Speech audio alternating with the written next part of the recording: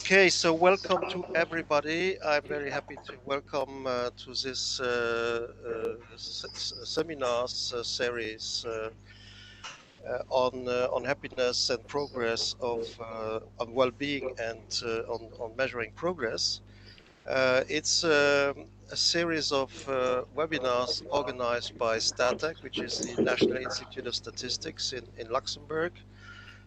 As a substitute, I must admit, for a conference that we should have organized physically, but okay, as you know, because of the pandemic, this was not possible.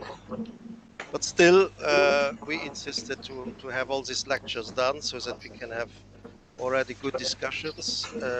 And I must say that the webinars we had so far were really outstanding and really stimulating. So without further ado, we are very interested to listen to your presentations and then to engage in good discussions. So Kelsey, I give over to you to make the presentation of our guests. Thank you very much, Serge. I'll also start with a couple of housekeeping items. Just as a reminder, we're recording today's event. We're going to make them all available online relatively soon. And just to introduce myself and the person who spoke before, that was Dr. Serge Allegretta, who is the director of StatTech. And my name is Kelsey O'Connor, if you haven't attended one of our webinars before. If you have, welcome back, especially during the Eurocup matches. I know that some of you may have some conflicts in choice today. We also want to thank the International Society for Quality of Life Studies for support in advertising these talks. I know that many of you are familiar with them and are also supporters. So as you know, today we have Ruut Veenhoven and we also have John De Graaf. Ruut will go first and De Graaf will go afterwards. These are the last in our series. However, we're going to continue the seminar series in the fall with various speakers. And so we'll send you information in your email later this year and hope to see you there. One other thing, we want to facilitate as many questions as possible. So please put your questions in the chat box. Francesco Saracino and I will read out the questions for the speakers to respond. And to please keep your microphones muted. All right, to introduce Ruut Veenhoven, I think many of you know who he is. He's an emeritus professor of social conditions for human happiness at Erasmus University, Rotterdam. He's also an extraordinary professor at Northwest University in South Africa. Undoubtedly, you'll know him as one of the pioneers of happiness studies. In fact, in 1984, he earned his doctorate writing the dissertation, Conditions of Happiness, which synthesized the results of 245 empirical studies on happiness. And it's on that basis that he developed the World Database of Happiness, which now covers more than 40,000 research findings based on more than 15,000 publications. He's also the founding editor of the Journal of Happiness Studies. And I could add more, but suffice it to say, few, if any, people know more about happiness studies than Professor Ruut Veenhoven. With that, I will share his slides, and bear with me one second to get them going. Let's see, share entire screen. And I think you see my screen and hopefully the slides. You see the slides? Okay, so Professor Ruut Veenhoven, you can start and I will just advance the slides when you tell me to do so. Mute myself. Well, you see that the focus of this talk is on measuring social progress. And it is slightly different from the abstract I submitted, which was more focused on happiness. But when I saw the title, Measuring Progress, well, I have several thoughts about that. And this is a nice opportunity to organize. So next slide, please. Well, when we're talking about progress, well, progress is that something gets better. And I guess that we don't talk about all progress in all techniques, but that we talk about social progress. That means that society gets better. And if we speak about better, well, that implies a notion of quality. So if we are to measure social progress, we must first define quality or well-being. Next slide, please. Now, if from a system theoretical point of view, you could sort different notions of quality of systems. And systems can be societies, but it can be individuals, it can be animals. And a common distinction is between chances for good quality, chances for well-being, and well-being outcomes. The chance is not the same as the outcome. And there are qualities in the environment of the system, and there are qualities in the system itself. Well, and that gives four qualities of systems. Next slide, please. And well, chances in the environment, that means, well, favorable environment. No system can function without a favorable environment, but some environments are more favorable than the others. And the chances in the system itself, well, that it's functioning. For societies, that communication works, for the body, that the blood flows, and so on. But these are chances, not outcomes. And when we speak about outcomes, the outcome of a system is not, it can be for the environment of the system and the external effects, or for the system itself that it keeps alive. Well, this sounds pretty theoretical, but when we apply this view on, common views on well-being in biology, next slide, please, then we are accustomed to the idea that, well, the well-being or the thriving of a species well, of course, depends on the chances in the environment, which biologists call the biotope. And well, any animal or plant needs a suitable biotope, but some biotopes are more suitable than others.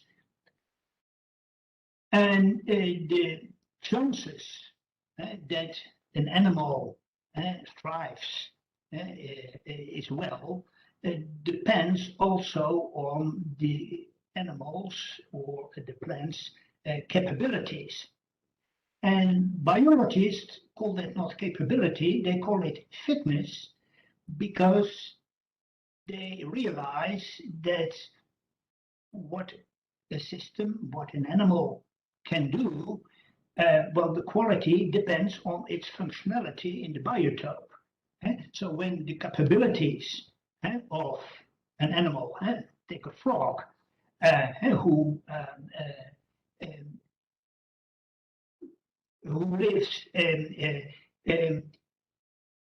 not any, let me say it in this way. Suppose that a frog can sing an opera. Well, that is a great capability, but not very well fitting with the survival strategy of frogs in the biotope, where they catch flies. And so a fitting capability is the ability to catch flies and to evade predators. Okay, well, when it comes to outcomes, well, all plants and animals have an ecological function. Typically, they are eaten by other living organisms. And when it comes to the system maintenance for animals and plants, that is typically survival. Well, with this scheme in mind, I will look at well the qualities of human life, but also the qualities of human societies. And once we have an idea about what these qualities are, well, we can measure progress by seeing whether these qualities get better or worse. Next slide, please. And yes, there are two kinds of social progress. Well, one is the improvement of the livability of society for humans. But the other thing is the improvement of the society as such. And that's not the same. It is possible that society is very livable for us, but it's a very weak society, so it will be overrun by the Huns in a couple of years. And there are societies and cultures that are very strong, especially military. And well, as a society, they may make progress, but that may go at the cost of the livability of the people who live there. Well, and on those these kinds of social progress is much discussion. And there is much discussion on whether modern society is, well, becoming more livable for humans. There are people who say, well, human societies actually don't fit our hunter-gatherer makeup, and the more modern, the less livable. And where other people argue, no, modern society is not only technically much better, but also a better place to live for humans than earlier in human history. Well, and parallel, there is a discussion about whether society as such is getting better.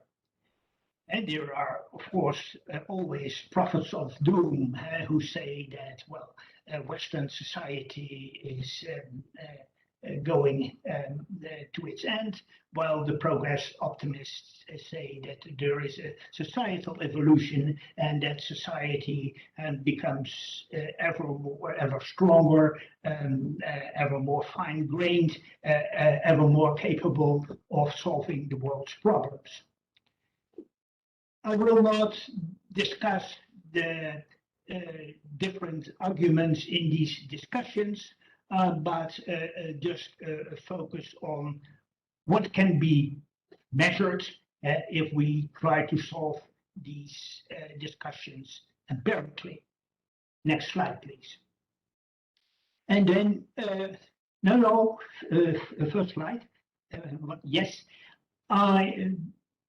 the main part of this talk will be about the measurement of improvement of the livability of society for humans. And I will only shortly go on the improvement of the society as such. Next slide. And well, in discussing whether there is social progress in the sense that life is getting better and more livable for individuals, I will first revert to that scheme of different qualities of systems. Then using that scheme, I will make a difference between assumed and apparent livability, and I will focus on nations. And then I will argue that the quality of let me say, the apparent livability of nations it can be measured by how long and happy people live there. And that is a well quantifiable thing, and we can compare at the moment which country is more livable than the other, but we can also take in historical data, see how happy life years have developed over the last 40 years, and we can even take a glimpse at the long-term history. Next slide, please. Well, and bring back in mind the scheme of the qualities of systems. Well, when applied to individuals, to individual quality of life, well, then we have the chances for a good life embodied in the environment. Well, that is the livability of your environment. That is the microenvironment, your family, friends, but it's also the macro environment of the society. And actually, the discussion focuses on the livability of that macro environment. The chances for a good life in yourself, well, that is your life ability. And of course, the abilities, well, are more important if they fit the requirements of the environment. And well, life ability, well, it's one hand physical, and it is your physical health, but it's also mental, your mental health, your ability to realistically appraise problems and solve these. Well, when it comes to the outcomes, then an individual can be useful for the environment. Your life can be useful for your children, for your friends. But I hope, well, all the academics here, that they produce knowledge which add to human civilization. And that is the utility of your life, which is not quite the same as your satisfaction with life. But because you can be very useful and work all the time, what a lot of academics do, and then maybe sacrifice, some life satisfaction on the altar of the usefulness. Okay, next slide, please. Now, there is, of course, a link between the chances and the outcomes. And in the case of, in the biological view, if an organism lives in a right biotope and has fitness, has the right capabilities, well, then this will result in survival. And well, the better the biotope and the better the fitness, the longer the survival. And I think this will work for humans in the same way, except that in the case of humans, we cannot only measure whether they survive or not and how long, but in the case of humans, we have also another indicator of system maintenance, and that is how people feel. Because feeling good or bad, well, is an innate signal whether you are doing good or bad. So in the case of humans, the chances for a good life materialize not only in survival, but also in, I would say, happy survival. Next slide, please.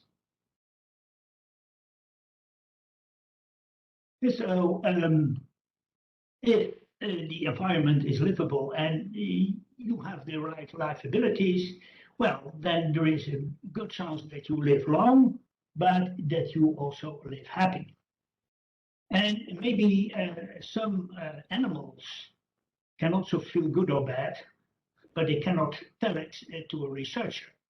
But in the case of humans, we can tell and we record how happy people are, and we have statistics on how long people live. And of course, if you know how long and happy people live, if they live long and happy, well, then there's of course an inference error the other way around. If they live long and happy, then the livability cannot be too bad. Next slide, please. Now, it's good to make a distinction between two kinds of livability, especially when it comes to measurement. Things which we assume that make a society livable, and indications that the society is apparently livable. Next slide, please.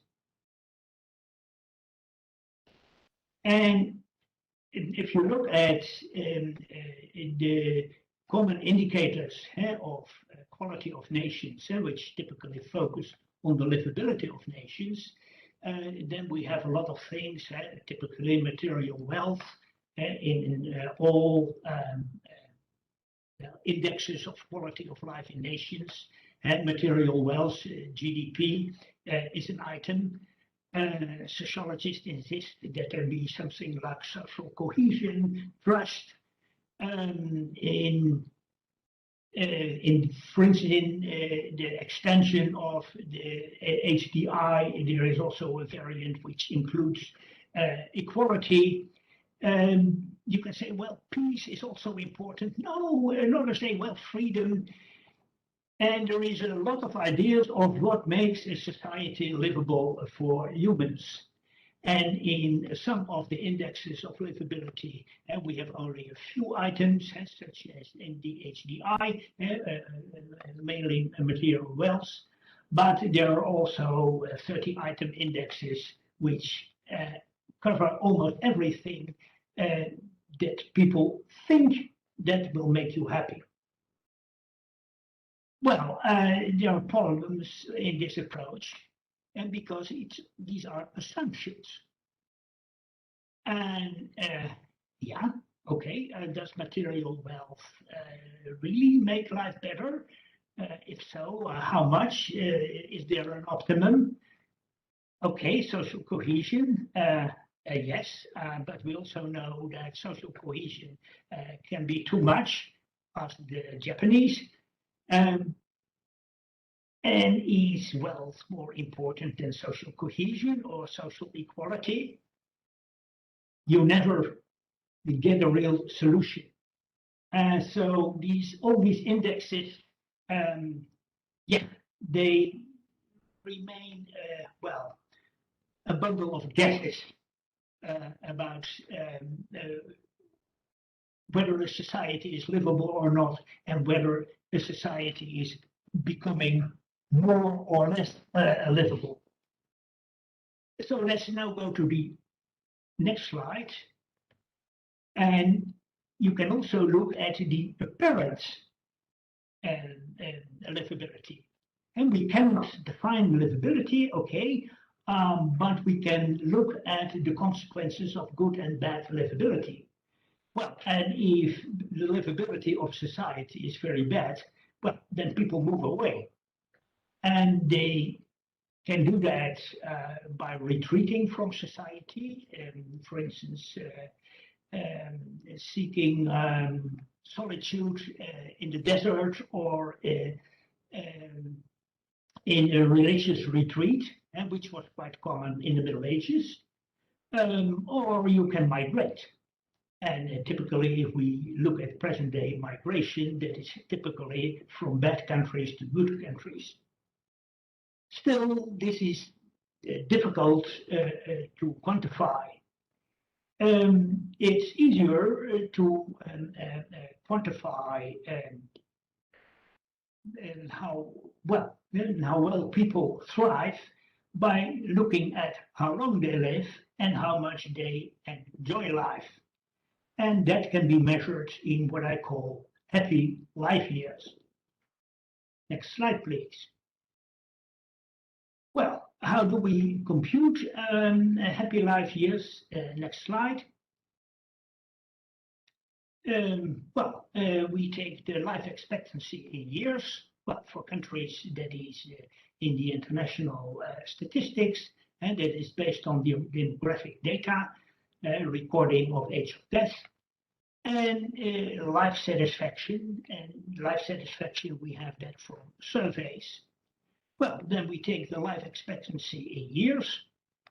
Suppose in a country people live on average 80 years, or they are expected by statisticians, they are expected to live 80 years. Well, suppose in that country life satisfaction on scale 0 to 10 is 5, and then on scale 0 to 1 it is 0.5, 80 multiplied by 0.5 is 40. Then in this case the country produces 40 happy life years. Well, next slide. We have data on that matter, and these are listed in the World Database of Happiness. And here's a link. Please click the link.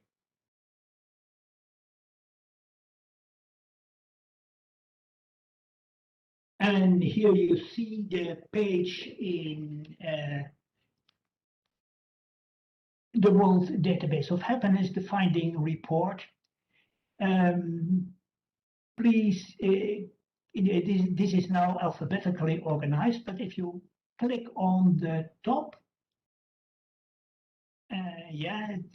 click on click on happy life years, then it's sorted. And well, there's one mistake in Puerto Rico, I see, but you see the lowest is in Central African Republic with only 18 happy life years. And if we click again, then it's sorted from the best, and there the Swiss are on top. And not only are they pretty happy, 8.1, but they live pretty long, and that produces a score on happy life years of 66.8. And behind you see Denmark. And again, what we also see in happiness research, Latin American countries doing pretty well, and that is the case for Costa Rica and also here Mexico. But for the rest, it's the common countries, mostly West European. Well, and if you look at the difference between the best, and that was 66.8, and the worst, and it was about 18, and so there is a difference of about 50 years. Enormous differences in apparent quality of life in nations. Well, so much for the differences that exist now. When it comes to measuring progress, we must look at these differences over time. And the next slide, please. There are also reports in the World Database of Happiness. Please click this link.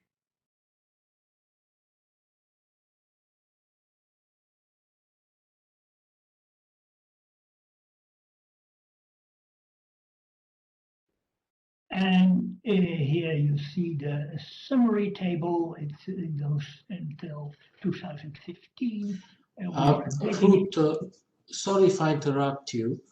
Normally we would take all the questions at the end of the speech, but there are two questions that I think require an immediate answer as they concern a bit the understanding of the tool you're introducing. Okay. So Claire Gudenkauf asks whether that mean a longer life equal a happier life or vice versa. I'm not sure if this question is clear to you, otherwise we can ask Claire to clarify. Yes, well, we give equal weight to length of life and enjoyment of life in this formula.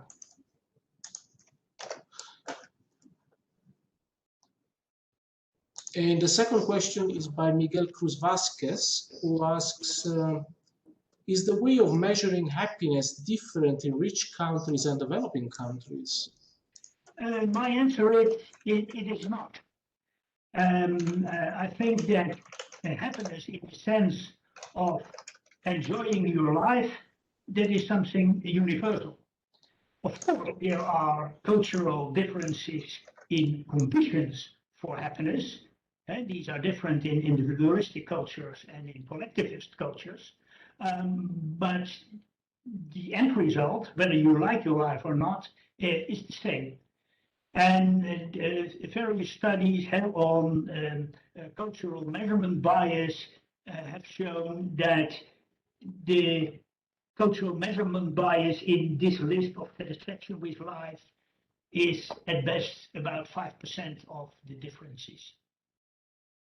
And there is, of course, some measurement bias, no measurement without any bias.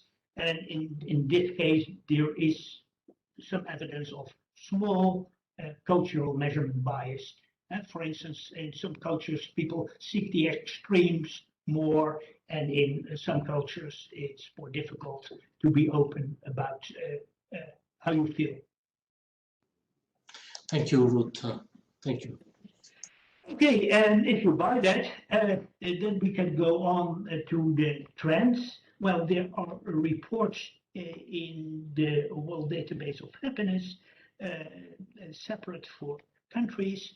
If you can scroll a bit, you see all pluses. In most countries,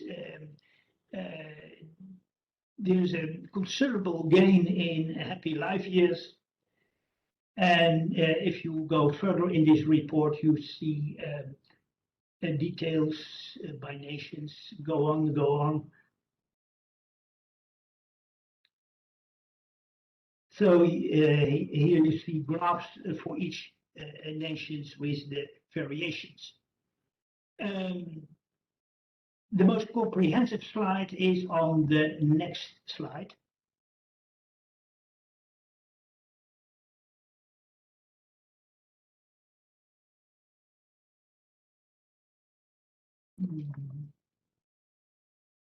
Yes, and here I have summarized the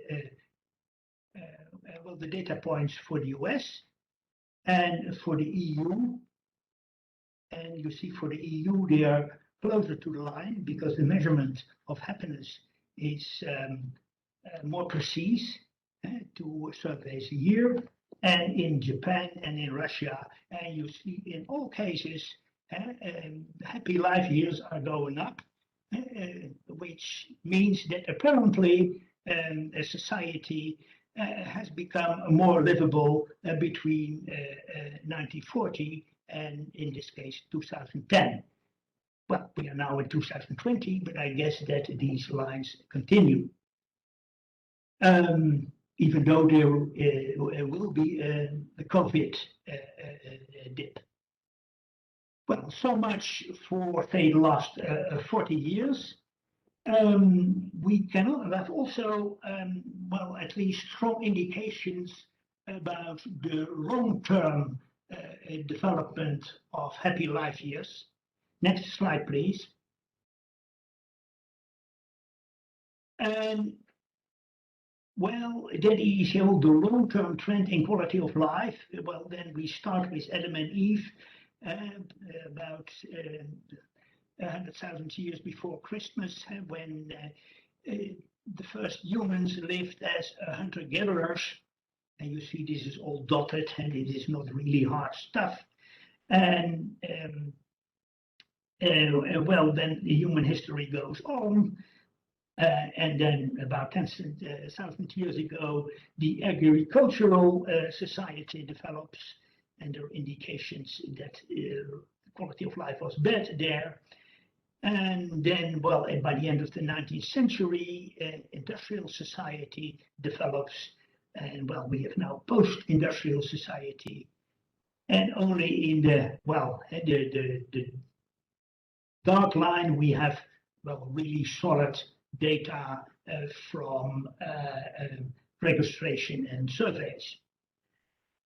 But what are the data we have about the quality of life in the long ago? Well, we have that from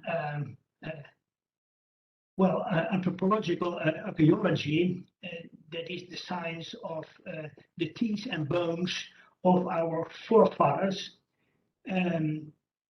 which are dated, and on the basis of which we can make educated guesses about how life was as hunter-gatherers.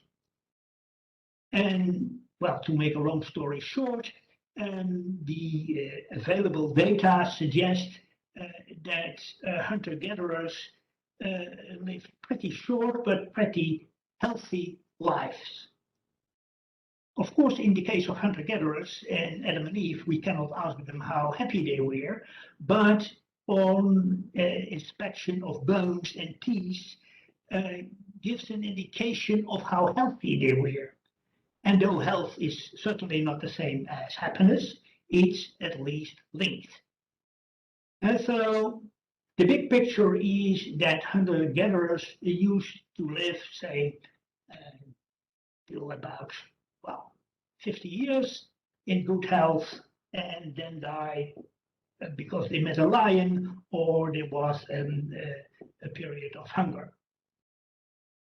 Then social progress set in. The plow was invented, and people could produce a surplus. And on that basis, there was also societal evolution. Different specialities developed, in particular a warrior caste, which devised ever more sophisticated weapons, and a much more complex social organization followed.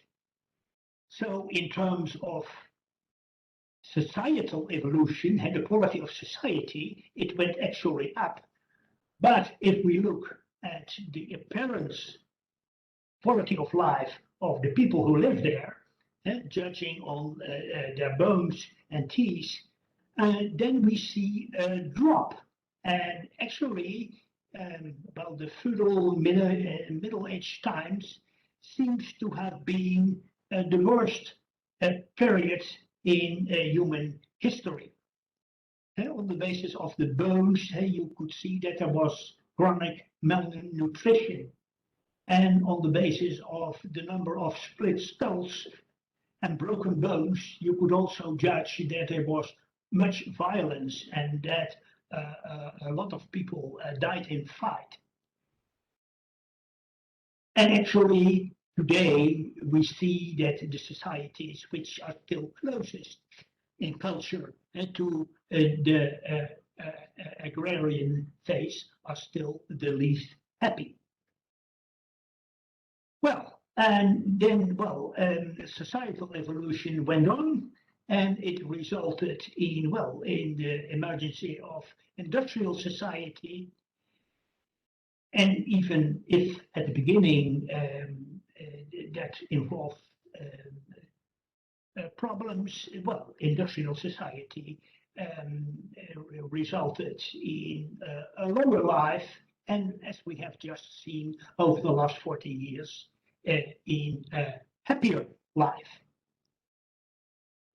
So the message is here. Well, we can measure even in the long run, we can make an educated guess about the progress in livability. Yes, there is, but this picture also illustrates that the development of society as such, the society can develop, can become better in a sense than the simple hunter-gatherer societies, but that's not the same as livability.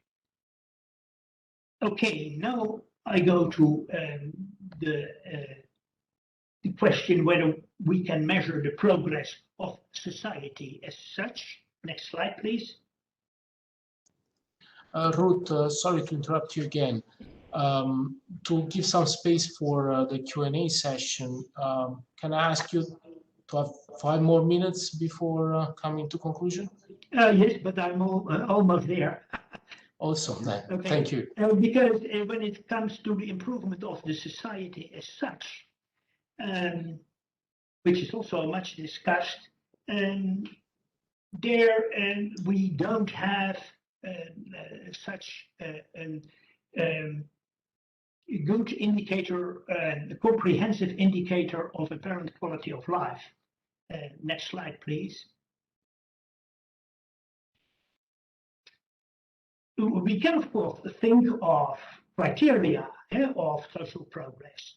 And, well, a society is better if it fits in good ecological conditions. We have no great societies at the poles or in deserts. And today, the geopolitical position is very important. Well, the institutional capability, we can measure that, especially when it comes to government, how well a country is organized. We can also measure its productivity in goods and services, but also in knowledge, of which we are producers. And today we have ever better indicators of sustainability, the damage to the ecosystem. And yes, well, also in the case of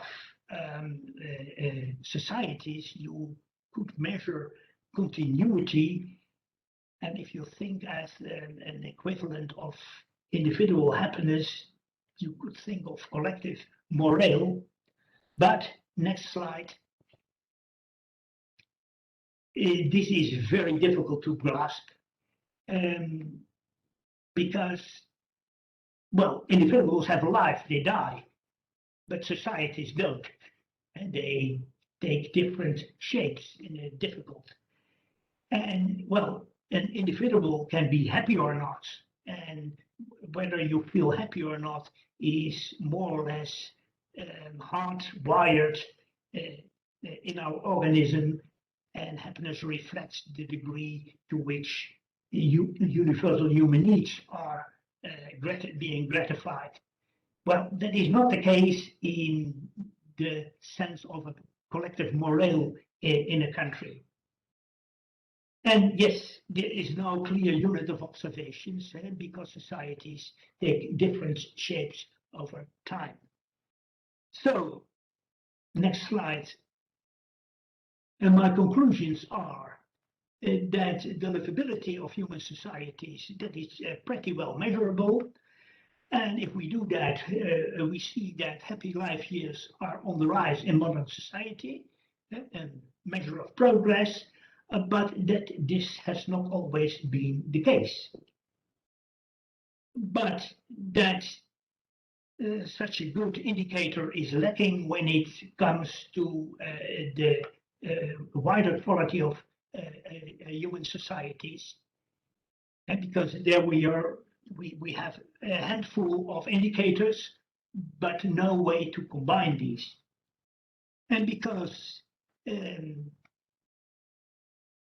for that reason, combinations in an index of social progress, and which typically involve both the livability and the quality of societies, I think these make little sense. Well, and if you want to know more about this, next slide. This presentation is a summary of, well, ideas presented in the following papers. I'm ready to take questions.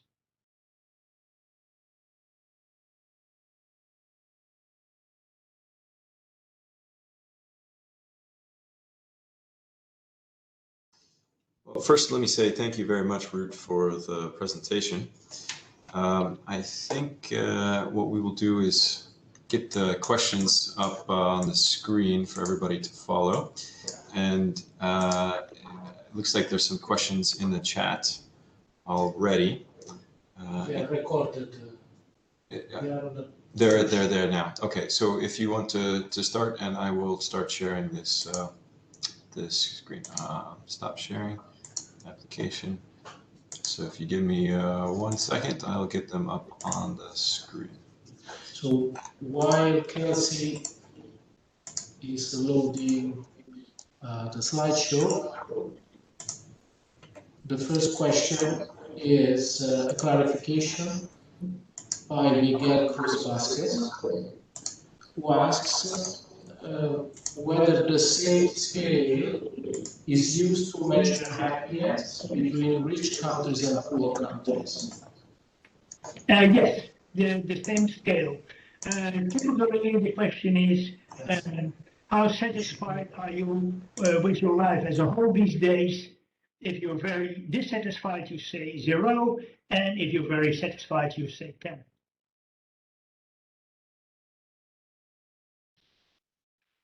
Thank you, Ruut. So the next question is from Vasil Silic. Self-reported happiness is age dependent. To what degree does the distribution of age within a country affect your measure?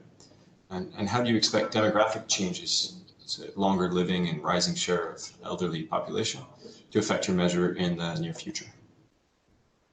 Yeah, well,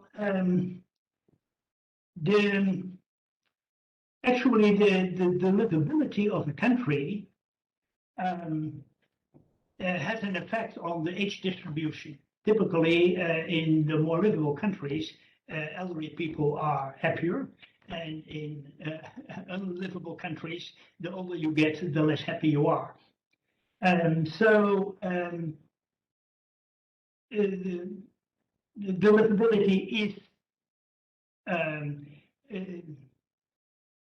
let me say, the age distribution of happiness is a result of the livability, and hence we should not correct for that, but take it as a fact.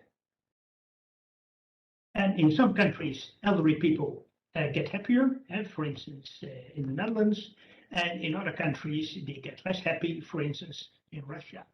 Yeah, well, that is part of the livability of the country. Just like some countries have more happiness for rich people than for poor people.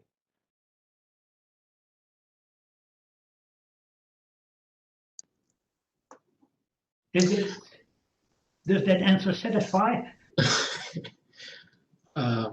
We'll see if Vasia will have a follow-up. But in the meanwhile, Anastasia Lijadi asks whether progress of education and the number of more educated population influence or can influence the happy life here. Yes.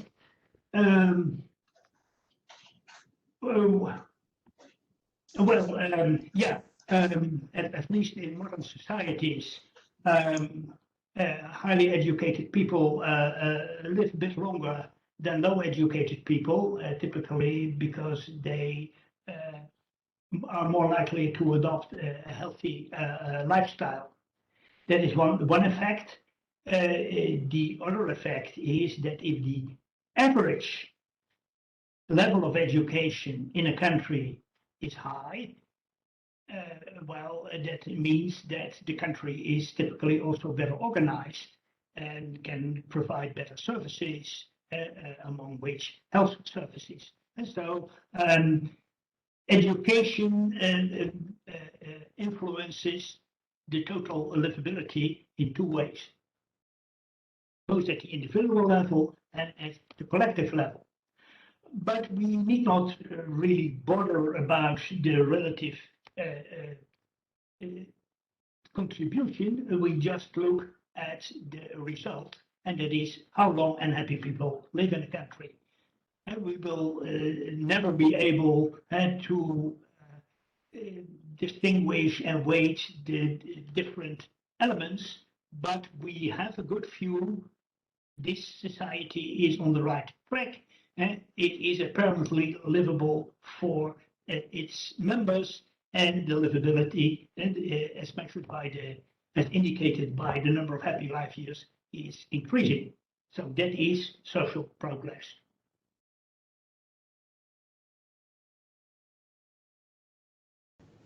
I have a question for you, Ruut. So I've been looking at Welby's recently. The London School of Economics team has that, and then it's, I guess, partially based on the earlier idea of the quality-adjusted life years, which was used in medical research. So I'm curious as to what you think of those measures. Well, the Welby's that's actually the same. The only thing is, I applied it here on nations and took the average life expectancy in the nations. And the Welby methodology is more refined and is currently used to quantify the effects of different COVID policies. But the idea is the same, that you judge the results of a policy or of a society in terms of its outcomes. And if people live longer and happier, well, then apparently you have made progress. And indeed, this is also part of the family of the quarries. The only difference being that in the quarries, the quality of life is typically measured by health questionnaires. And yeah, okay, you can be healthy, but still be unhappy. And actually, happiness is better measurable than health. So I have a preference for happiness-adjusted life years, be it in my variant of happy life years or in the well-being variant.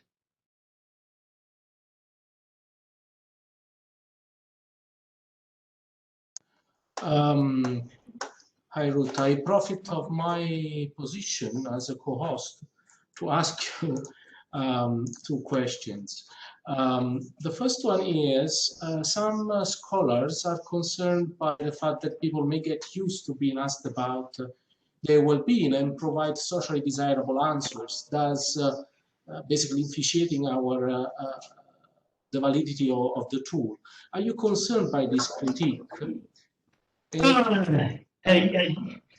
Well, I think there is a problem in any survey research of social desirability, and that also plays a role in reporting how much sex you have or how happy you are.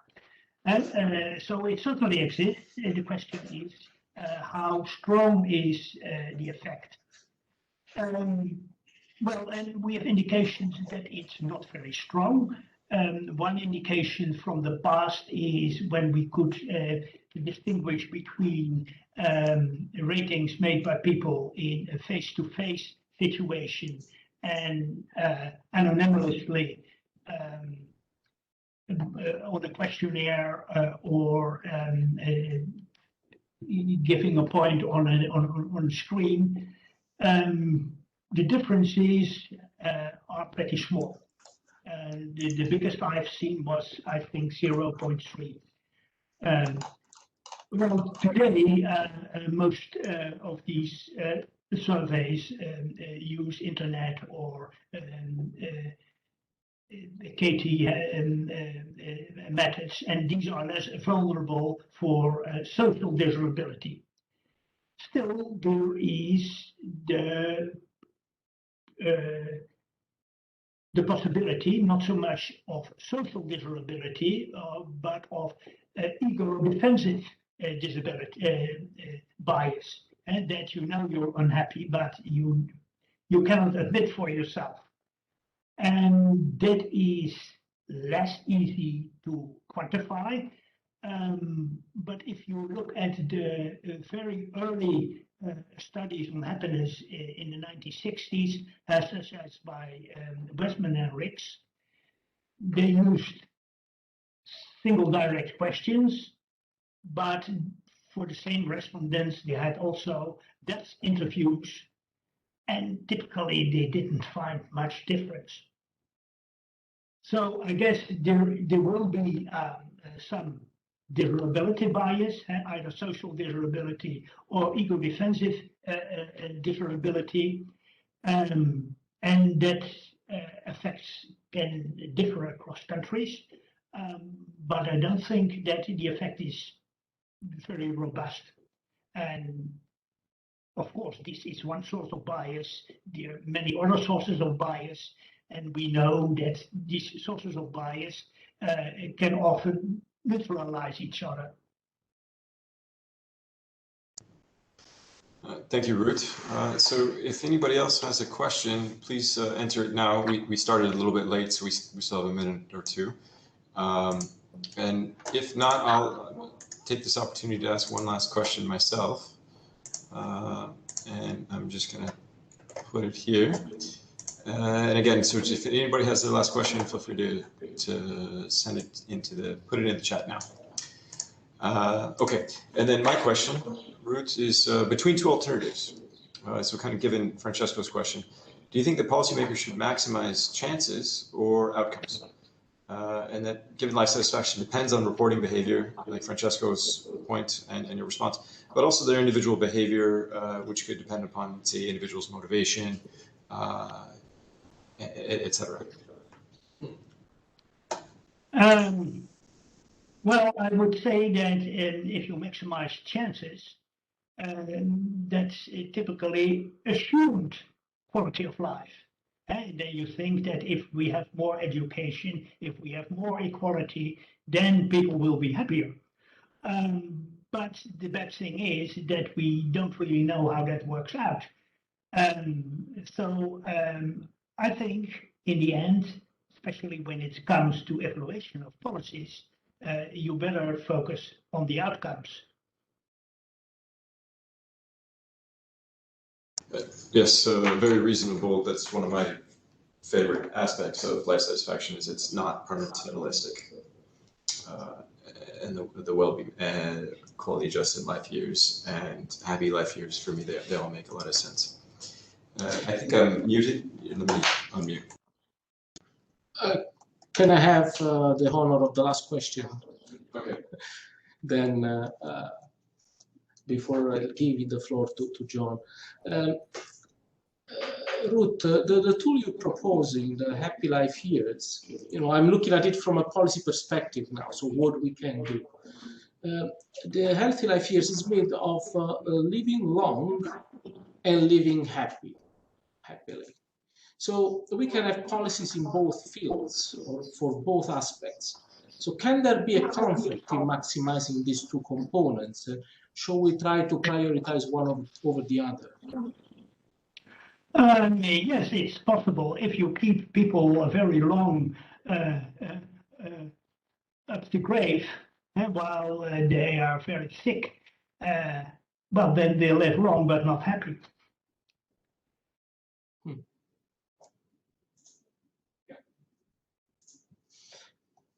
That's a very sensible issue indeed.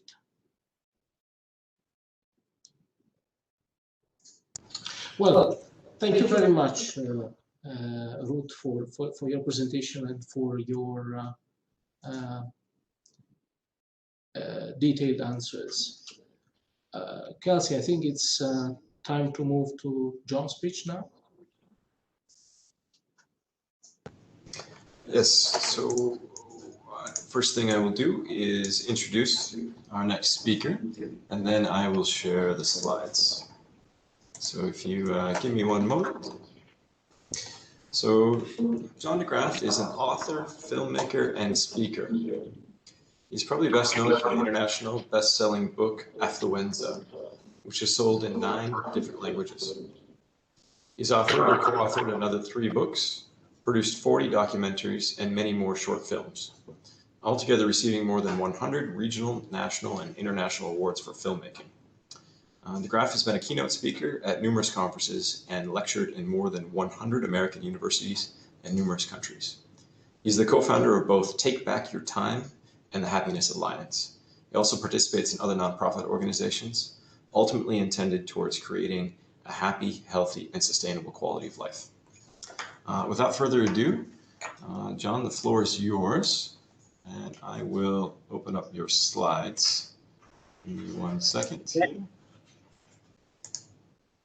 Screen. Mute my.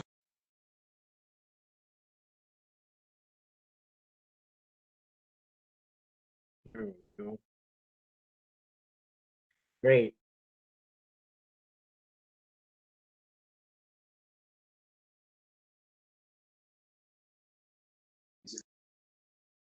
Can you hear me? Something is happening.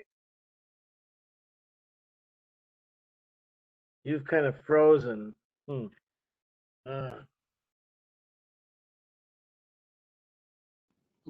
John, we can hear and see your slides.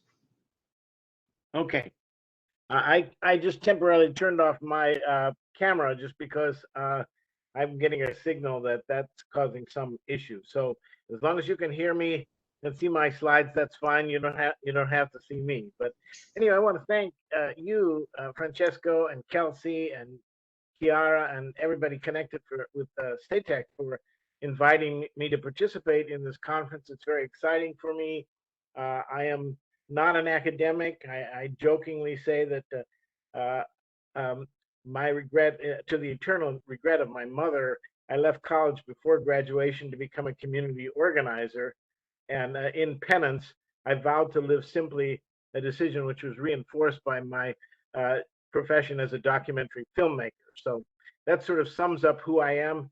I don't have the statistical basis that many of your speakers do, but I hope that I can communicate some ideas that will be interesting and useful that have come from my own work and my own experiences. First slide, please. Next slide. Oh, sorry. I'm sorry. I missed the last one. Okay, thank you. Yeah, looking in the wrong place. So where did this come from for me? My interest in happiness, in life satisfaction, in quality of life. And I would have to say that it came from a childhood in which my father took me backpacking in the mountains. And when you're a backpacker, it's something I continued until quite recently. My son is an avid backpacker and so forth. But you learn a few things when you're a backpacker. That is, if you think seriously about them, you learn that you really do need the basics. You have to have enough water. You have to have enough food. You have to have some kind of shelter from the elements. Sometimes you even need mosquito repellent or something like that. And if you don't have these things, you become miserable. But if you take too much, if you try to pile on everything, then your pack becomes so heavy that you also become miserable.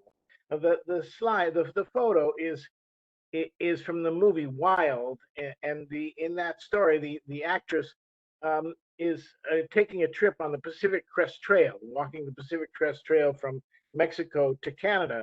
And she starts out with a backpack that is full of absolutely everything she can imagine that she will need for the journey.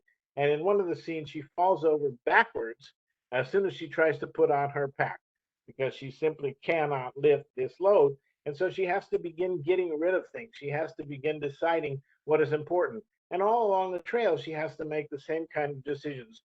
Do I really need this? Can I give it to somebody else? And so forth.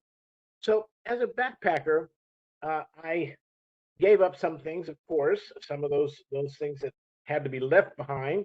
But I experienced healthy activity, good fellowship with my friends, this beauty and blessing of being out in nature in this wild setting, a sense of freedom, of control over my time, especially a sense of adventure, of novelty, all kinds of things that really, I think, are a part of our own feelings of well-being. These are all important to well-being, but I think what I experienced most strongly was the beauty of nature and of the wilderness, and it overwhelmed me to some degree.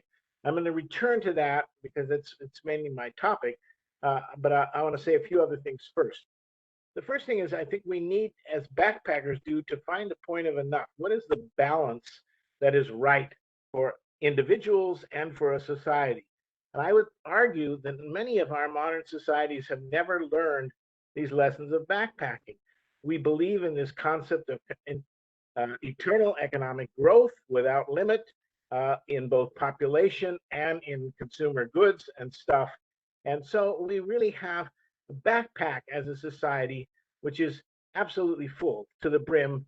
It's the goods are coming out the back, and we are literally falling over backwards. We cannot progress. We're falling back over backwards, and we are the straps are digging into our shoulders, and we are miserable.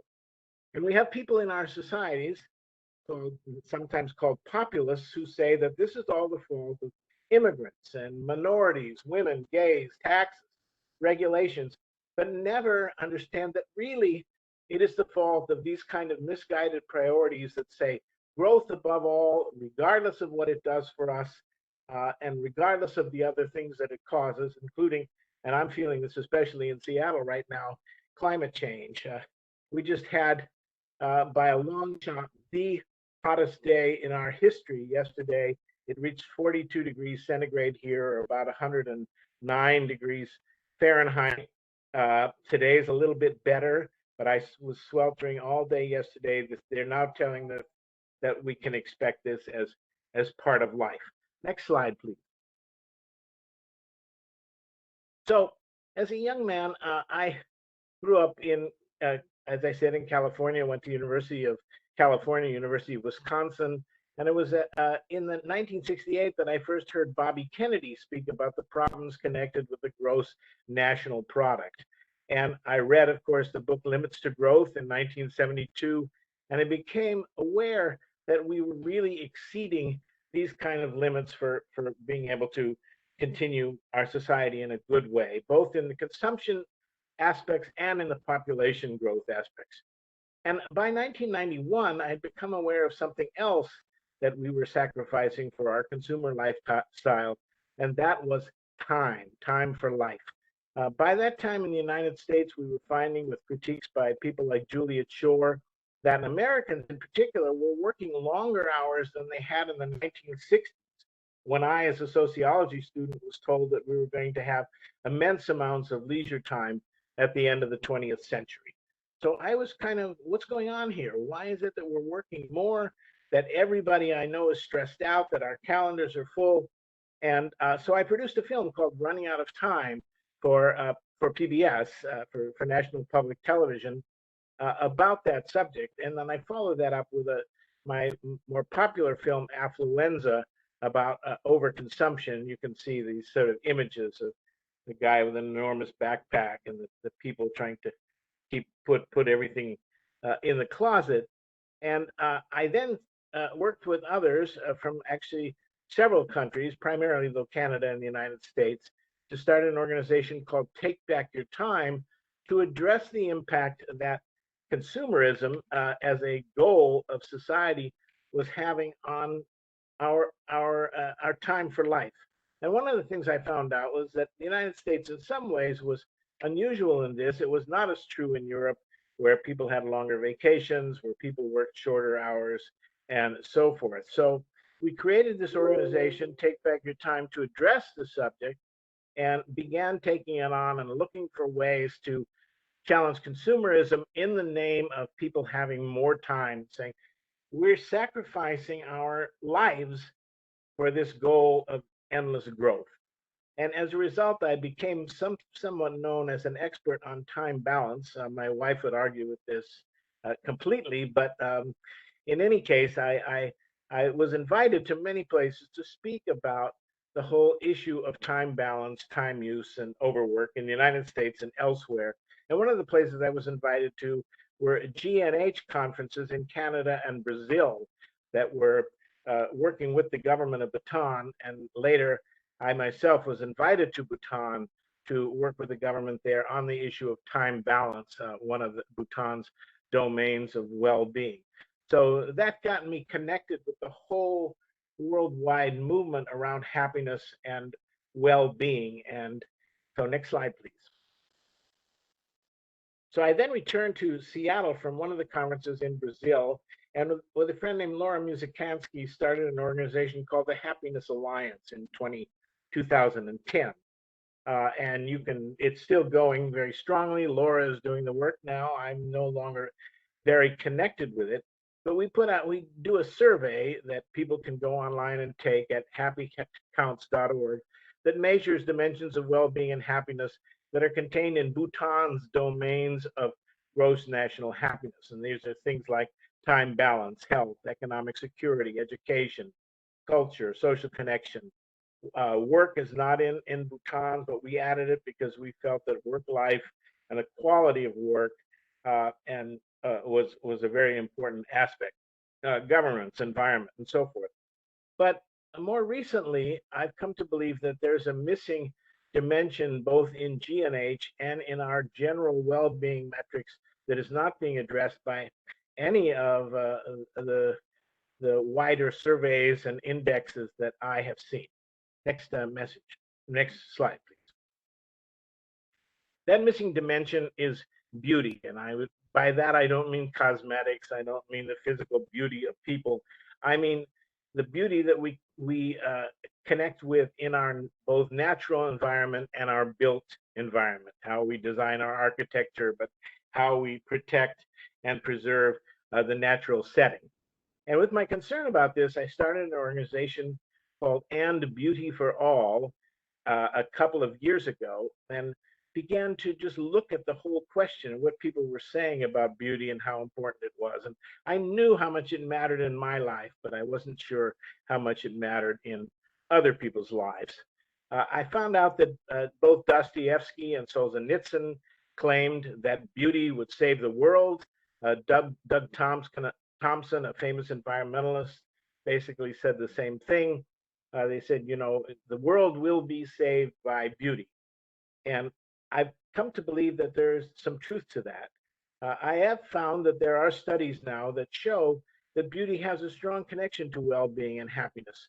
One of them was the Gallup survey called Soul of the Community, which was done, excuse me, with the Knight Foundation, that looked at 26 cities around the United States, from 20,000 in population to 2 million in population, and looked at 10 different aspects of life and how much they affected people's sense of well-being in a community and their attachment to the community that they lived in. Interestingly enough, they found that in all 26 cities, there were three most important factors, and they were not things like even health or traffic congestion or even money and wealth, even safety, even schools.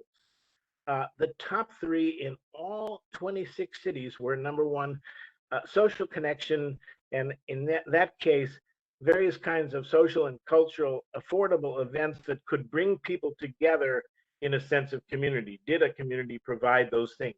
The second was a sense of welcoming and caring and welcoming people to come into the community with a sense that there was no a long-lasting power structure that made all the decisions in the community, and that everyone could be involved in that democratic process in determining, in some ways, the outcomes in that community. The third, and they all scored about the same in each of the cities, the third was aesthetics, beauty, how beautiful the people felt that their community was, with what kind of access to nature, green space, parks, and so forth. Now, these were on top in all 26 cities, which is quite an amazing finding. The University of South Carolina then did a urban well-being study looking at 7 cities and at happiness levels in those cities, and discovered that in all 7, these correlated immensely with feelings that people had about the beauty of their communities, the beauty of the architecture, the amount of parks, the amount of access to open space, to green space, and so forth. Now, some will claim that beauty is purely a subjective thing, that it's only in the eye of the beholder. But I don't think that that's true, although there are differences in how we perceive beauty. I think that most studies show that there's an evolutionary universal associated with beauty, and that is a sense of biophilia, that these are environments that enhance life, that are livable, that we see them in those ways. And people given photographs, for example, in various places, will pick invariably the ones that have settings that are more pristine with nature, that are more hospitable to human life, and so forth.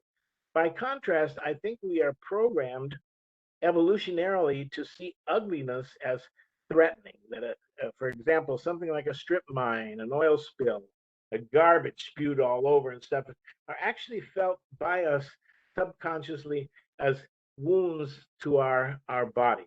So uh, this is subjective at this point. We don't know how far this goes, but I think that this is something we should really think about. We do know that all cultures appreciate natural beauty, and yet for some reason we avoid talking about it as a key element in our happiness. And I guarantee that you can go anywhere in the world to any one of the beautiful locations, and you will see people from all cultures there enjoying it. I was in Zermatt, Switzerland, a few years ago. I noticed then that most of the visitors were from Asia. I saw the same thing in Yosemite National Park in California, and I have seen a mix of visitors from all over in all of these beautiful places. So I want to argue that beauty is something that is hugely part of our quality of life and our well-being. Next slide, please. Why is this true? Well, I think the philosopher Elaine Scarry in Harvard has written a book called Beauty and Being Just. And she has argued that beauty is also something that makes our societies more just, more tolerant, more generous, that it is not, in fact, a distraction from justice, but it actually makes us more concerned with these issues of fairness and so forth. Beauty tends to reduce polarization in societies as we can get out together, for example, in democratic spaces, the big parks and all of these things. We can get to know each other better, both across the gender lines and racial lines and class lines and so forth. Beauty forces us to slow down. It changes the rush of life that is pushed by our consumer society. It slows us down to take time to actually look at things, to watch things. It attracts us to healthy pursuits. For example, getting out in nature, and we're seeing that now that with COVID, there's been an enormous increase, at least in the United States, in the number of people who have decided to go out on the trails and to get out in the natural world. And even though now things are freeing up, I think that they've come to appreciate that. And so I would argue that beautiful surroundings can also be an antidote to consumerism, that when we live in sterile and ugly places, we're more inclined to try to gain our novelty and our adventure from the purchase of products. Next slide, please. So beauty is also, I believe, strongly connected with sustainability, and beautiful cities can be more sustainable cities. I had a great conversation a few years ago with Herman Noflacher, who was one of the great transportation planners of the city of Vienna. And he talked to me about how small changes in things that they did in the city around beauty made an enormous difference in people's behaviors in terms of sustainability. For example, just putting up many trees alongside and pathways between metro stations instead of having people walk along crowded highways, for example, or streets, meant that more people would walk. They would walk farther, sometimes 3 to 4 times as far before they would get in their cars to go to metro stations and so forth, making the metro stations beautiful, putting artwork and things like that in them meant that far more people would use them. And again, we see this in many ways where we also know that beauty can help us in solving some of our problems.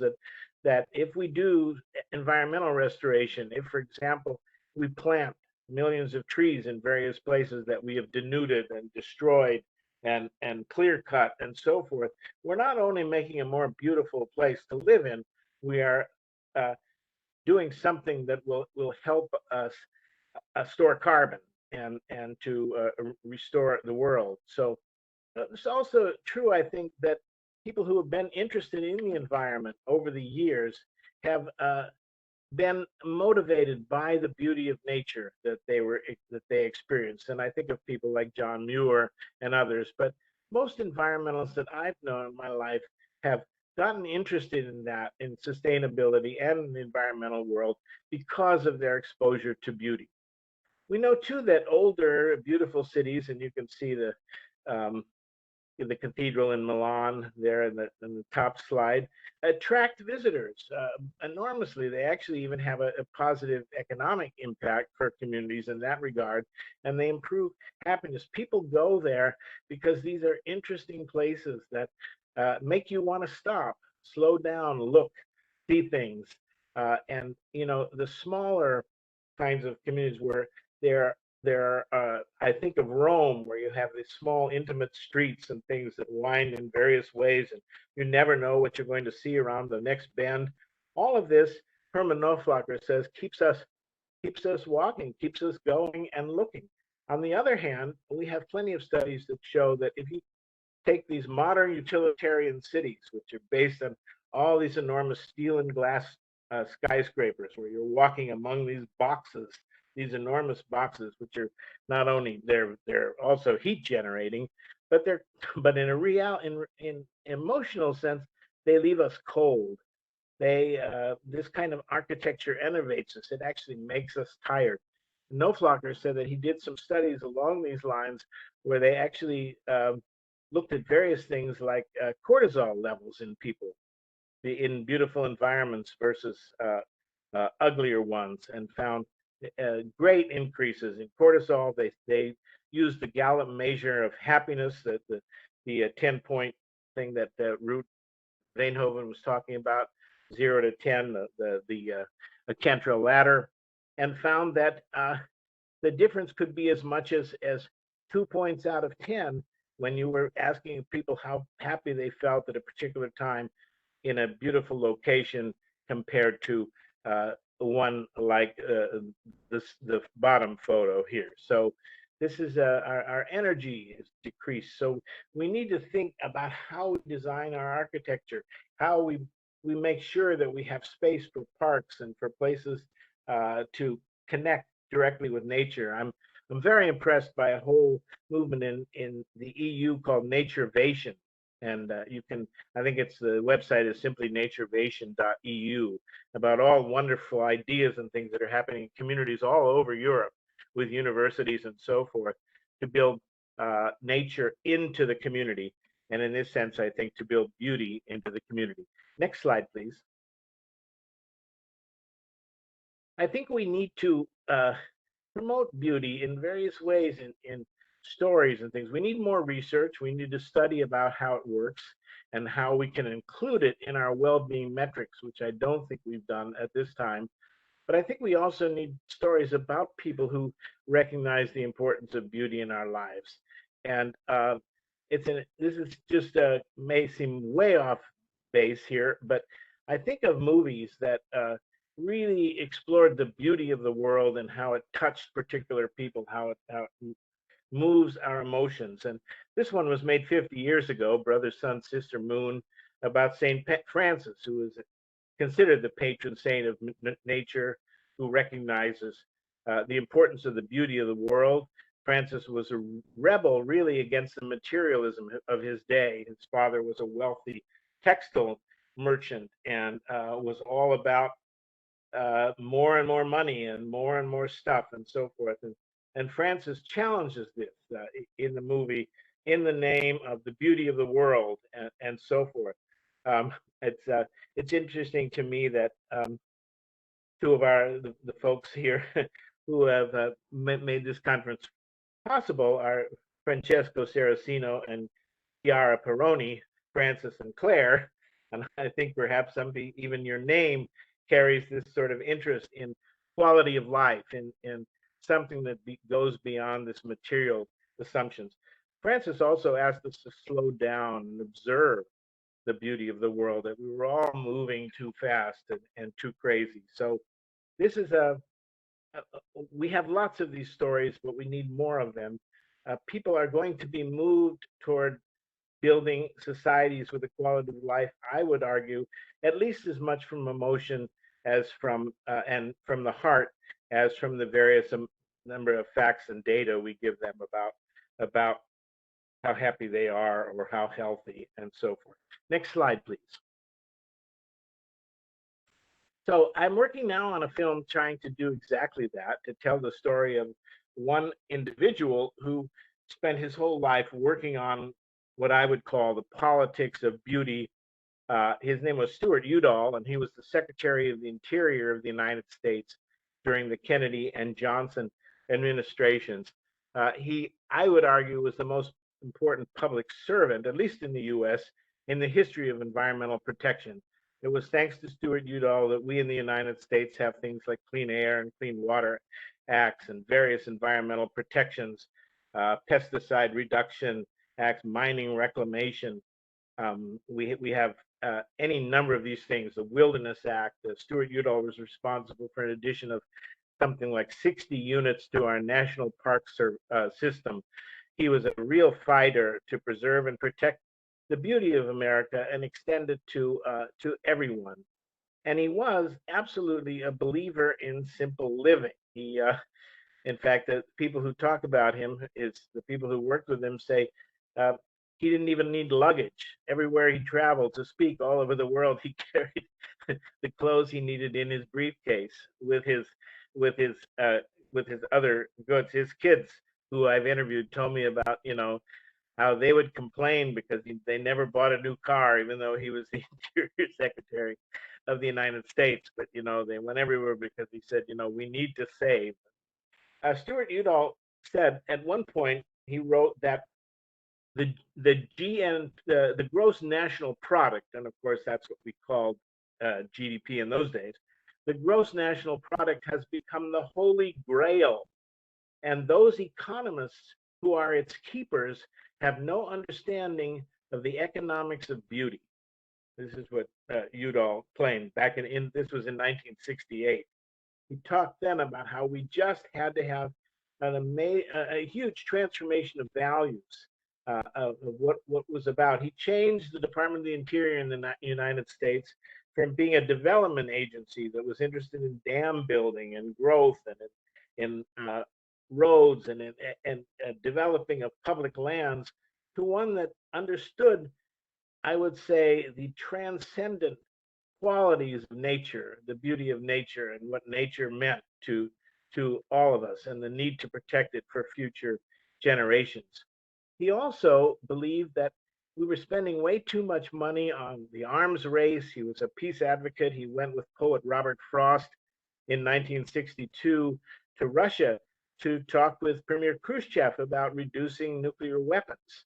Uh, that played a part in the 1963 test ban treaty. But Stuart would argue that all of our focus on war and weapons and these kind of things was destroying the possibility to have good and happy lives, and that if we could instead spend money on creating cities that he called cathedrals for human living, that were, and he talked about and compared the European cities and developed with Lady Bird Johnson. And you see this photo of Stuart Udall and Lady Bird Johnson here in the Grand Tetons of Wyoming, Grand Teton National Park. And on that trip, he persuaded Lady Bird Johnson to start a campaign around beautification. It became probably one of the most popular things in the Johnson administration. You can see that. You can watch the sample tape for this program. It's a 12-minute sampler with Udall and stuff online. There you can see the link to it. But Lady Bird's beautification campaign was not simply about planting flowers or taking down a few billboards. it was most importantly about revitalizing in a sense of beauty and in the sense of access to nature, to parks, to all of these things. Some of the most blighted and poor and depressed and oppressed places in the United States. Next slide, please. Udall believed in a concept of beauty that was very broad. It wasn't just scenery. It was really a transformation of values to sort of to a world that was much more in harmony with the natural world and with beauty. The closest that thing I can think of that comes to this is a concept called Hosho, which is a Navajo Indian concept, and the Navajos in the morning when they get up and say a morning prayer that says, "May I walk in beauty." In beauty, may I walk with beauty above me. May I walk with beauty below me. With beauty beside me, may I walk. And in that sense, they're talking about a sort of a complex sense of harmony, of right livelihood, of care for others and the earth, of getting right with each other and getting right with the earth, and of balance, and especially including things like time, but also gratitude and respect. All the kind of things we also know are important for enhancing our personal sense of happiness. We have enough studies like that. So you cannot be rushed or greedy, I would argue, and wanting to expand constantly and find Hojo. This painting is by Shanto Bigay. He's a wonderful Navajo artist. You can look him up online. This is kind of a sense of Hojo, a person in balance, living calmly amid a beautiful world. And I believe this is a concept that we really ought to take a lot more seriously. Next slide, please. So this is the final slide. I've often talked about beauty and versus bread, if you want to call it, or money, or stuff, or economic growth, as a key tension in human history, the tension between bread and roses. And John Muir once said that everyone needs beauty as well as bread. Wrote this, and he talks about how though beauty can the sense and the appreciation of beauty can atrophy, it never fully dies. And talks about his visits with these young street urchins, poor kids in the streets of San Francisco in the 1870s and 1880s. And John Muir would take a ferry across the bay and go hiking in the hills above Oakland or in Marin County, California. And he would come back with wildflowers that he picked on his hike. And he would pass them out because he said these children, these little children who lived amid squalor, whose daily life was a filth and poverty and being orphans and so forth, they wanted these flowers more than everything. They would come running after him saying, Mister, give me a flower. And he said that when he would pass out these simple wildflowers to these children, their faces would light up as if they were looking at angels in heaven. That was Muir's words, that this beauty brought such happiness into their lives, and that you could see this among the poor, even in the smallest flower boxes in their windows and things like that, that it wasn't enough even just to have the material thing. You had to have this beauty. A famous poem called Bread and Roses was published in 1911. It became a song which Judy Collins sings wonderfully, and you can hear online, by James Oppenheim. And the poem Bread and Roses and the song includes a line that says, small art and love and beauty, their drudging spirits knew. And it was talking about textile workers in New York City who were in a big march. And then he said, so they were singing, yes, it is bread we fight for, but we fight for roses too. And I have a link if you want to hear that beautiful song. That slogan, bread and roses, was taken up in a famous strike in 1912 in Massachusetts, Lawrence, Massachusetts, called the Lawrence Textile Strike. And the women, mostly immigrants from Russia, Italy, other places, who were working in the textile mills carried signs as they marched saying, "We want bread and roses too." And they understood, as poor as they were, that it wasn't enough just to have a higher income, that they had to have these other non-material aspects of life which were so important. And among those, of course, was beauty. The poet Yevgeny Yevtushenko commented on Dostoevsky's claim that beauty would save the world. And Yevtushenko said, yes, perhaps Dostoevsky is right about this. But the other question is, who will save beauty? Who will save beauty from the destruction of it in the name of progress? And I think it's up to us to both value and measure beauty and understand the connection of beauty and of building beautiful communities and making people have access to nature and giving them access to beautiful architecture and things. It's up to us to do that. Thank you. And you can reach me in any of these ways.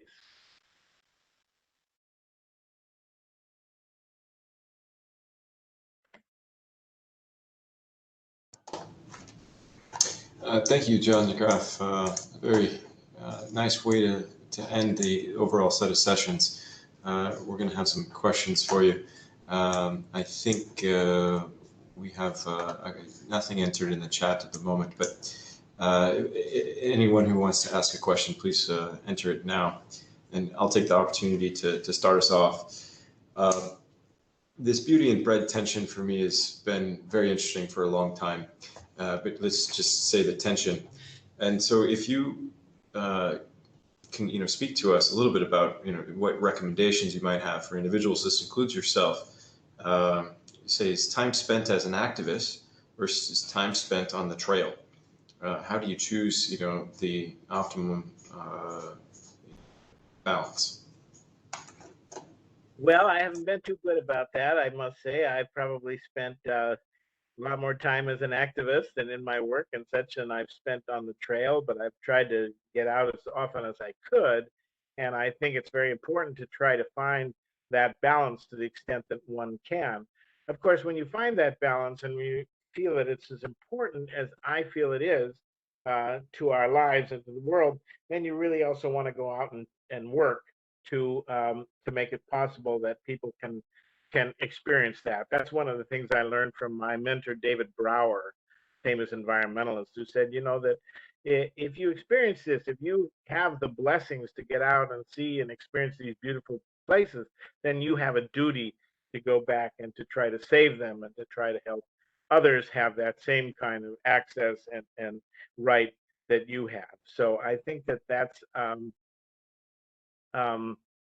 really, I don't know what happened. Can you hear me okay? Yes, I can hear you just fine. Okay. And for some I can't reason, see your video was down, but I can still hear you. It was clear. Okay, that's good. So, but I think that some of us sometimes have to learn what we preach, and we actually talk about what we need to learn. And I think in my case, I think about the two things that I've worked on, both consumerism in the idea of affluenza, and then take back your time. And what I think is that I've been very good at not being a consumer. I live very simply. I don't, in a small place and everything. I've been not nearly as good about time and about, being more leisurely and holding back. I work too much. I understand it, and I do it out of this kind of passion. But I just think we have to slow down in this society, and we have to change our social mores away from the idea of constant growth and of all that implies to the idea of having time. For example, if we want to put people to work, why not reduce working hours instead of assuming that the only way we can put people to work is have them consume more and expand the economy? That just seems like a no-brainer to me, and that's one of the things I'm also working on. Thank you. We do have some questions coming in, and I think yeah, thank you, John. I find your talk very inspiring. Here is a question by Chiara, who says, the pandemic has possibly shown the importance of access to beauty for all. Plans for improving the access to green spaces are becoming more widespread and are presented and discussed at local elections. What are your thoughts? And has the pandemic changed your views in this regard?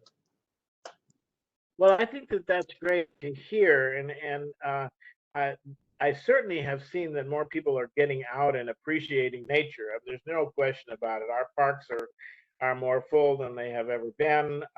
Our national parks are the things when you go out now. I mean, it's almost sadly it's now becoming so crowded that it becomes difficult. So there's a so what that means is that we actually need to set aside more land and we need more parks and more open space because people uh, through the pandemic have come to appreciate it in ways that many of them did not before. So I think there will be a push for this kind of thing. I think the Biden administration here in the United States, and I can't speak for other countries, but I think many of the people in the Biden administration understand this.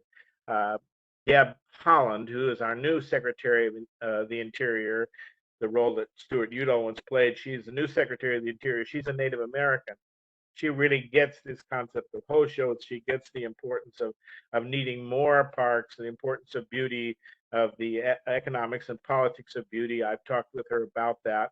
I think the Biden administration wants to include uh, things like what they call 30 by 30, preserving 30% of the natural world by 2030, at least in this country, as part of what it's doing. So I think the push is there, and I'm excited about it. I just hope it can be sustained, and that we don't go back just to the old normal, which some people would like to do.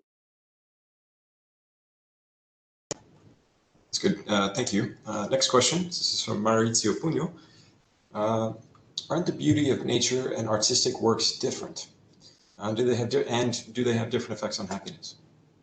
That's a wonderful question, and it's not necessarily a question that I have the answer to. Yes, they're different, but whether they have different effects on happiness and how those effects can be measured, I don't know yet. I think that's a wonderful research topic for Mr. Pugno to consider.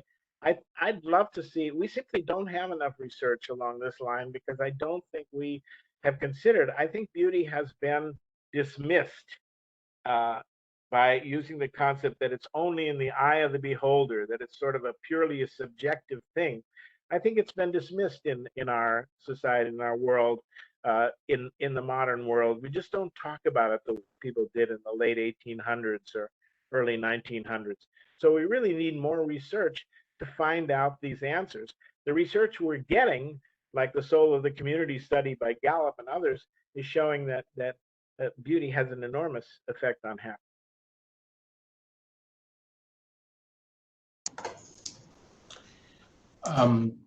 Thank you, John. Here is a question by Dan Habron.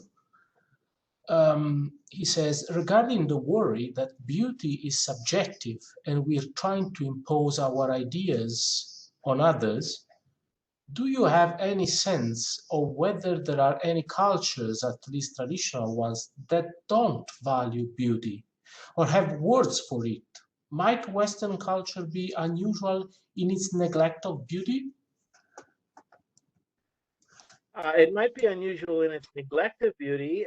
I think that that's true and increasingly true. For example, one of the things that most impressed me when I went to Bhutan as working with the government there as the so-called international expert on the GNH proposal that Bhutan was planning to make to the United Nations, which I worked on. What struck me in Bhutan was that here is one of the poorest countries in the world, without question, in a material sense. But Bhutan is a country filled with beauty. I mean, there simply art on every houses are painted.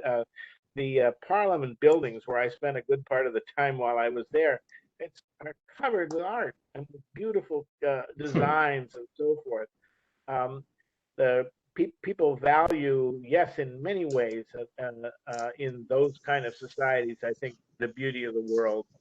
So that's a good question, by Dan Haybrown. And again, I think I'm getting started at this stuff. I'm excited about it. I'm not an expert, and have not been a researcher.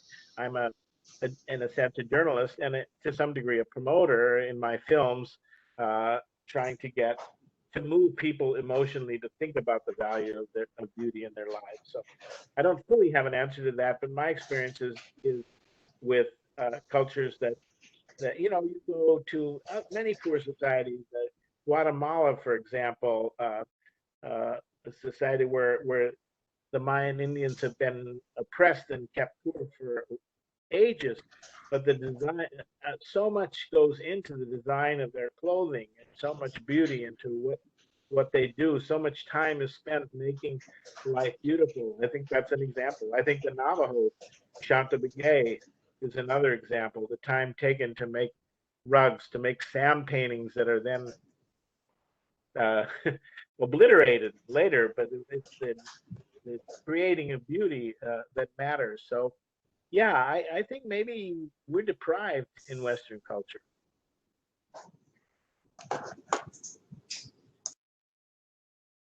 Thank you. Next question. This is from Claire Gutenkopf. Since beauty is in the eye of the beholder, how would anybody choose what beauty is? The architectures are artists too. The architects are just artists too. So perhaps a part of the population would perhaps like other buildings or other artistic infrastructure. But all art is different and beautiful in a different way. Is it just a way of thinking? No. When people would like to think otherwise, would the happiness not grow with the art and beauty? When people would like to think otherwise, would the happiness not grow with the art and beauty?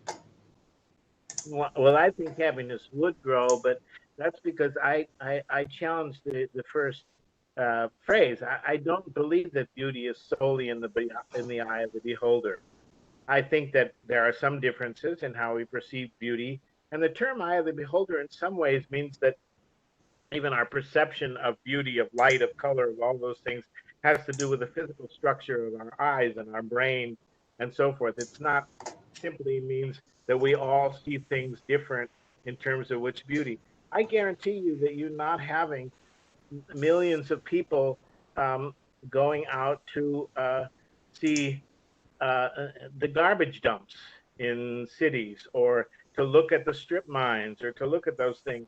But you have millions of people of every culture who flock to places like Yosemite and Zermatt and Yellowstone and Chamonix, and all of these, because there's a sort of a universal perception that these places are beautiful and that they're the nature of value. So the same thing in architecture.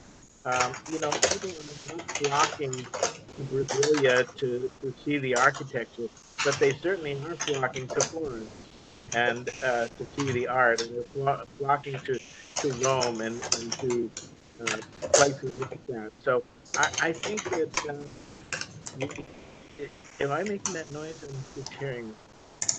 Anyway, well, in any case, so I would say that much more study is needed. We need more research.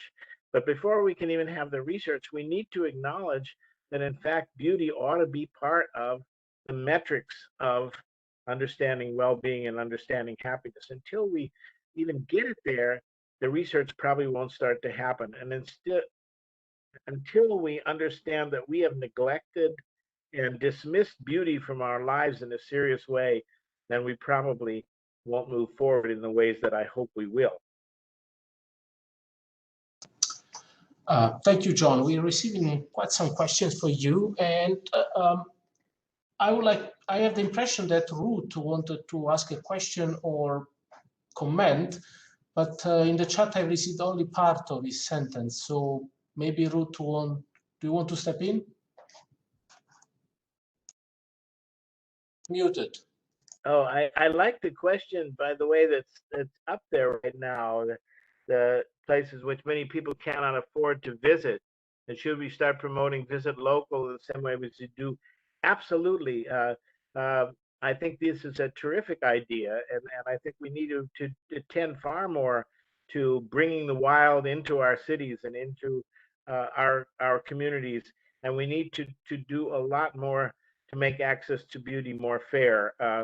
I would say that inequality is not just money. I'd say that inequality also includes access to a beautiful environment and a public environment that is democratized and available to everyone, not that people are not excluded from. Totally agree with you, John. Let me see if I can give the microphone to Ruut for his question. Yeah, well, my question is about time. And yes, I know that time is scarce. That is typically what a lot of people experience. But the strange thing is that if you compare countries, then people will be happiest in the countries where the pace of life, the time stress is highest. And couldn't it be that well, our concern about time is a kind of luxury problem, and that we live in a very livable society where a lot of interesting things can be done, like you do, and that as a side effect is that we get short in time, and that we wonder that we would be happier if we had more time. But actually, when we have leisure, maybe you would make another film, because that's more exciting than just watching nature, how satisfying that might be. Well, that's a great question. It really is, and it's certainly something that I think of, and it's certainly true to a degree. Although I would argue that when we look at the Northern European countries, which do best in your world database of happiness and in Gallup and in the World Happiness Report, uh, these are countries that actually, in many ways, do at least have a fair amount of leisure time. Now, what they spend it on is something different. But one of the big differences that I would argue between these Northern European societies in the United States is how many protections you have on people's time, that they are not working themselves to death, that they're not, in the United States, we don't even have a law that gives people the right to vacation. 30% of Americans don't get any vacation at all. We don't have any protections for even things like maternity. Well, we finally now are getting a family leave policy, but sick leave, the amount of work, and especially the poorer people who are forced by their dead end jobs to work long hours. But it is true that you can also look at the other side of that other very poor countries where people have all kinds of time on their hands are not happy countries. And so that's not my suggestion. I think your corrective is a good one. Again, it's about finding the balance. I hope that answered your question. Yes, thank you, John. I regret we're approaching the end of our time for this afternoon. So let me ask you the last question from Roberto Castellanos Cereceda, who asks basically two questions. How contingent on history is the appreciation of beauty, and to what extent poverty could be defined also as a beauty-deprived condition, considering beauty as more than aesthetics? Wow, these are great. I mean, I very much appreciate the level of questions that we're getting here. I think our understanding of beauty is to some degree contingent on history, but not totally so. I think that beauty may be more appreciated. I have a feeling that it is more in those European countries like Italy and others where there is a long tradition of building beautiful things, and time was spent on cathedrals and on all of these kind of things, than in the United States, where things are much more utilitarian and where the entire history of the country is really under some form of capitalism with utilitarian concerns about cost and cheapness and all these kind of things. So I think having the historical access to beauty probably makes us want and appreciate and want even more of it.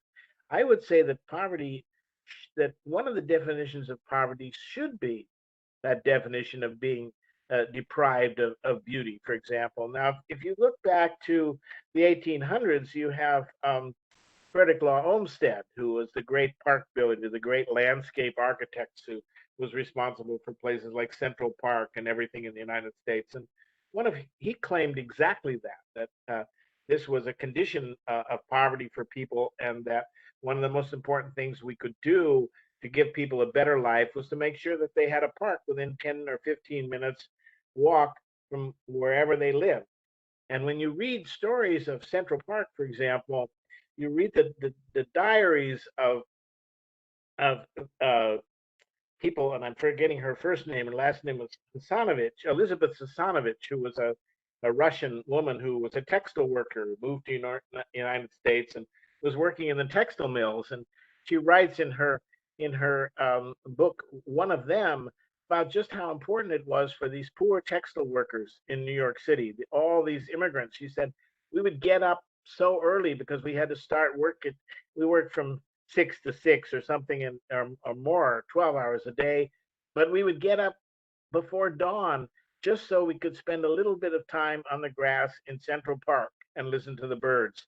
And we would go there in the evening after work to spend that time. And we would just be so touched by the lake and the beauty of it, and the quiet and the calm. She said it kept us sane, And so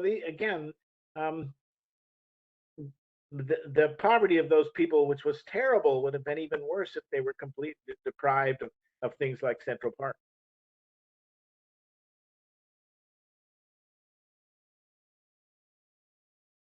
I'm probably going on too long here, it looks like, but well, no, I think it's perfect. People are really appreciating your thoughts on this. So as you can see from the questions you have received. I will profit from my position to ask you probably the last question before we have to close the meeting. The first one is a comment. I see a parallel, perhaps I wonder if it's just me who's imagining it, a parallel between your point and Ruut's one. He speaks about living long and living happily.